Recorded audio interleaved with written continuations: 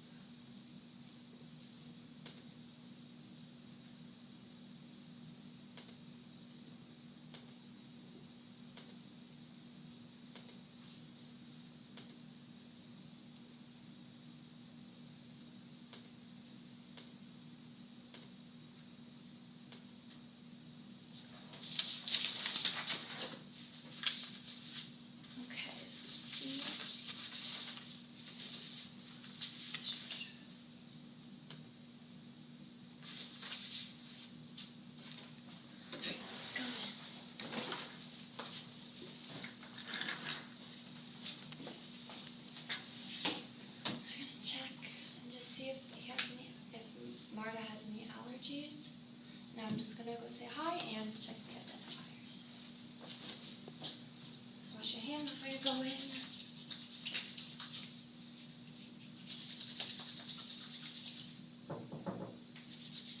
Hi. Hello. I'm going to be taking care of you today. I'm going to just be giving you your IV of gentamicin. Okay. That'll help clear up your infection. Okay? Mm-hmm. So could you tell me your name and your age, please? It's Marta Yarn, and I'm 80 years old. Okay. And do you have any allergies? No, I'm not. Okay. Great. And are you having any pain today? No? Okay. Okay. Let's see. So it says Marta Yarn. and 80 years old, and no known allergies, so that's good. Alright, so now we're going to go get the order.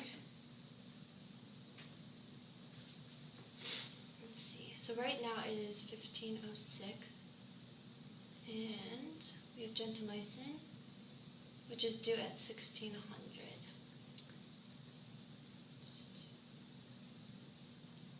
And then we have morphine sulfate IV, which is not that one. The sodium chloride with potassium, and that's continuous.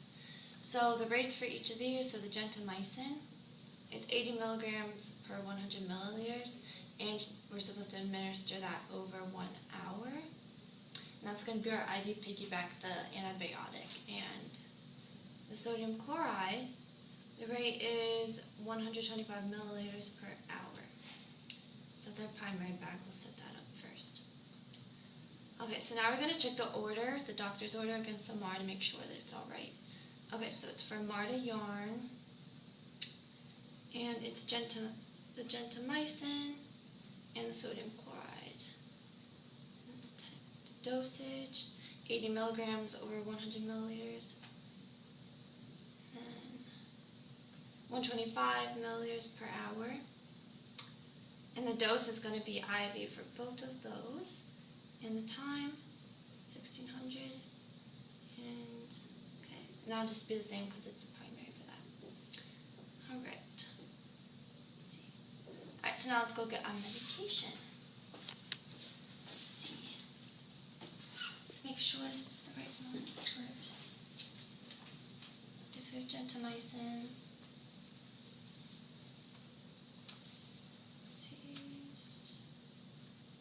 80 milligrams, 80 milligrams.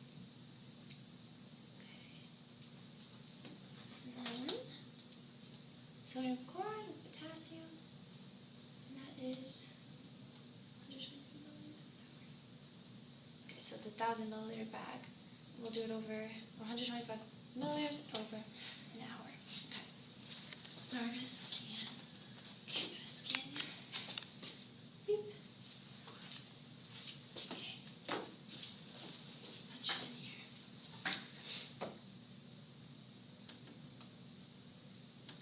Could you tell me your patient ID, please? 716 716 28 930. 28. Could you try the other number? Oh, sure. It's 594 09 05 652. Thank you. Okay. We're going to do the gentamicin. We want to get the green line. Let's see. D.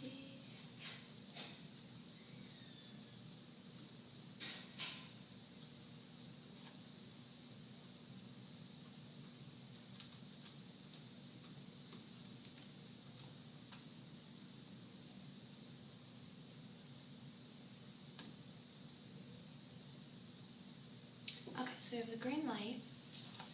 This one. Let me just do this one actually. Could you give me your patient ID? Sure. It's 594 09 05 652. Thank you. Okay, and then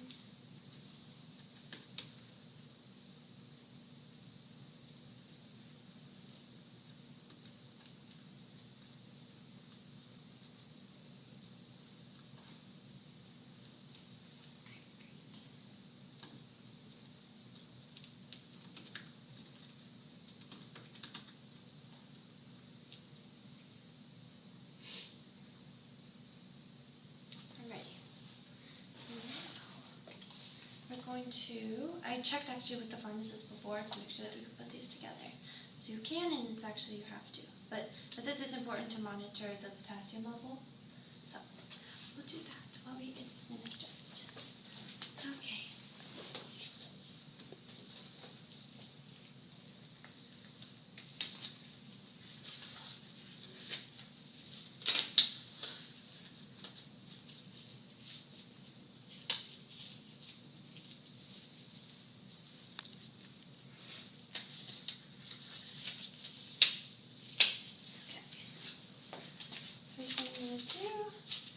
just going to flush this site to make sure it's patent.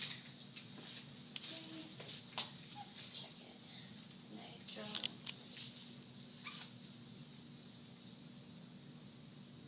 You can also pull it back for residual. Make sure. Did you get some blood? Okay, so good. Put that back here.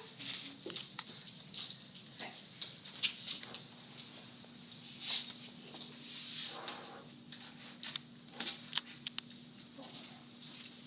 Want me to hold it?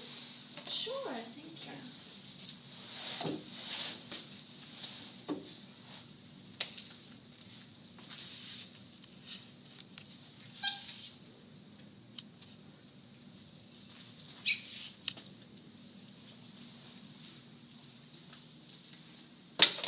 Before I flip it, I'm going to make sure that it's locked. Because that'll go flying everywhere if it's not locked. Okay. Good. Flip this over.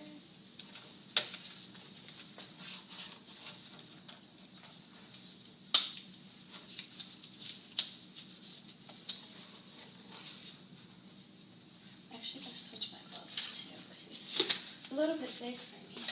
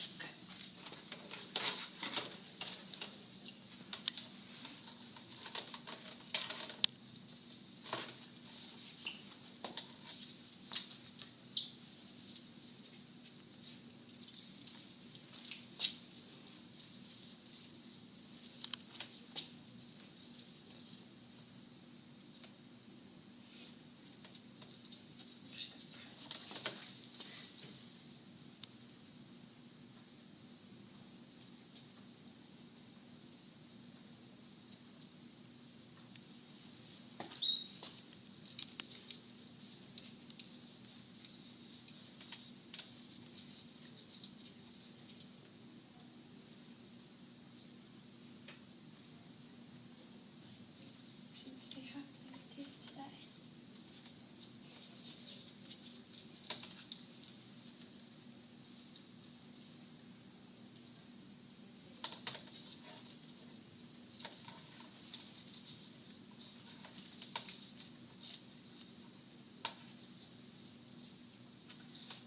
I'm going to get another one. New tube. Jayla, do you mind if I use your tube? See if this one works. Okay.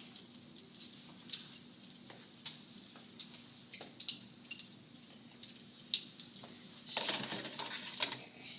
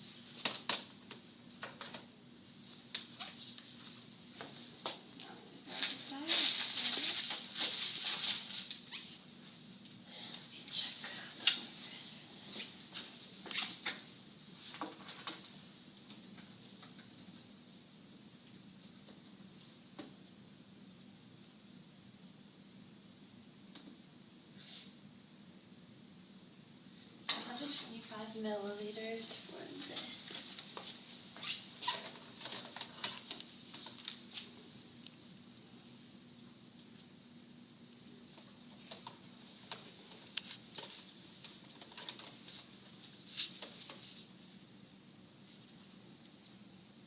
There you go. Now I will open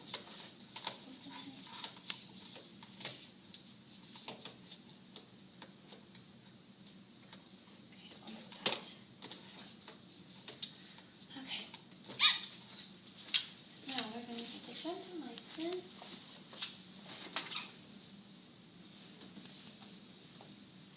Do you mind reading me your ID again? Mm-hmm. It's 594-09-05-652.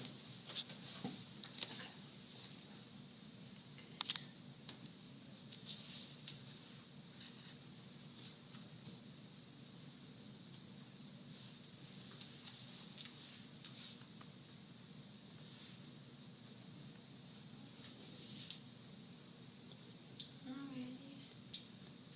Here we go.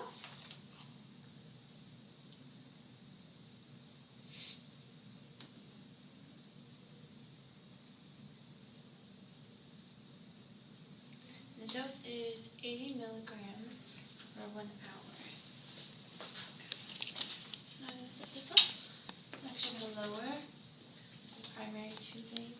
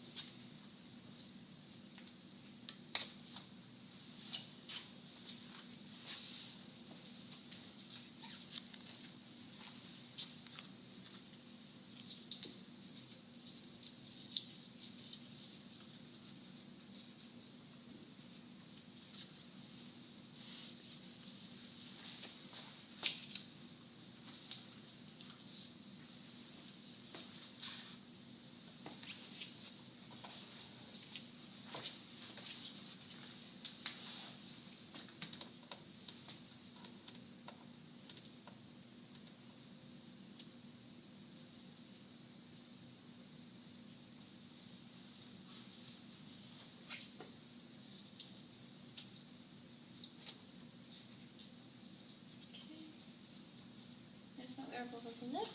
There's also no air bubbles in this one. Okay. So now I'm just going to hook this one up to the dilaphone tube. Put it right here.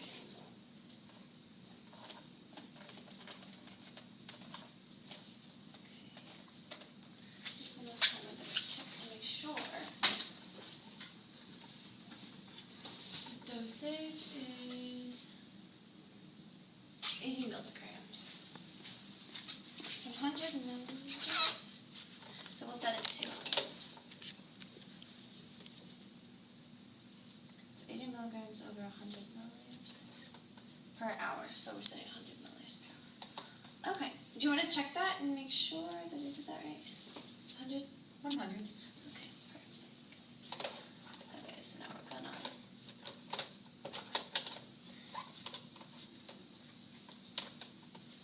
unclamp it,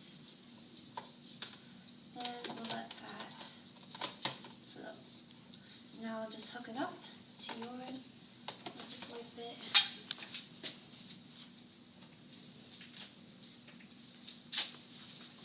Alcohol pad. All right. Let's hook you up. Okay. All right. Feel any pain? No, I feel fine, thank you. Just let me know if you're feeling any pain throughout your transfusion this next hour. So I actually did want to do some teaching for you before you left. Okay. So because you're taking antibiotics, you should not go out in the sun. Like you could go out a little bit and make sure you're wearing sunscreen because it can increase the sensitivity to sun so you can burn easier. Mm-hmm. And for the IV site, if you're at home and doing it, make sure that even if you're here, make sure that you're always watching out to see if it's red or if it's swollen because that could indicate a problem with the IV. Mm-hmm. So what would be like a problem with the IV that you think? If I had like phlebitis, if I had like pain in my arm. Mm-hmm. Yeah. Okay, did you have any questions about that? About the antibiotic or anything? No, I think you're good, thank you. Great. Well, I'll come back and check in on you in Okay. a little bit. So now, we'll just document the meds.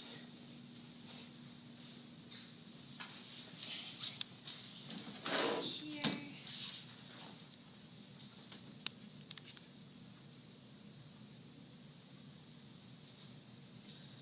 Were there any pertinent pieces of information that you reviewed before you gave this client his medication? Yeah, you just check the vital signs, and also you want to check the cultures. Like, we check the white blood cells that were high, so we'll want to monitor that and make sure that they're going down to make sure it's been effective, and also just look at the wound to make sure that it's not getting worse. Did this information affect your decision to administer the medication? Yeah, because she has an infection, so she needed to get gentamicin. So it was therapeutic for the patient to get it. And did this information affect how you gave the medication? No, because that's just how you would do it. It's the standard procedures. Thank you. You're welcome.